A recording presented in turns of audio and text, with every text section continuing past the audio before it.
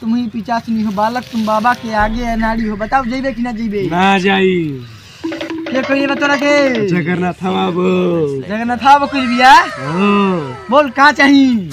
दारू चाहिए। अरे दारू तो धइल भैया, मेहरारू चाहिए। बताओ दारू चाहिए। कात भरी तुम ही पिचास नहीं हो बालक, तुम बाबा के आगे अनाड़ी हो छू। बताओ कौन दारू पिएबे? बंटी बबली। बंटी बबली धइल बा। बताऊ बंटी बबली से छोड़बे कि ब्रांड मंगाई? ब्रांड। ब्रांड पर छोड़बे? ई काहे? ब्रांड चाहिए। काहे? जगन्नाथ बाबू से खैले रहे। जगन्नाथ बाबू के कहा न काहे तू ए बालक के दे भेजे वाले? बताओ तोहे कह दे बिया। जगन्नाथ बाबू के बात मनबे कि हमार बात मनबे? जगन्नाथ बाबू के जइबे कि ना जइबे ई बता। ना जाई। अरे केनिया से आवेली भगवती, नरिया रवा ले ले हो हाथ। केनिया से आवेली भगवती। बताओ दे छोड़बे कि ना छोड़बे बालक के? ना छोड़ो। काहे? ना छोड़ो। जगन्नाथ बाबू के कहल तू करबे?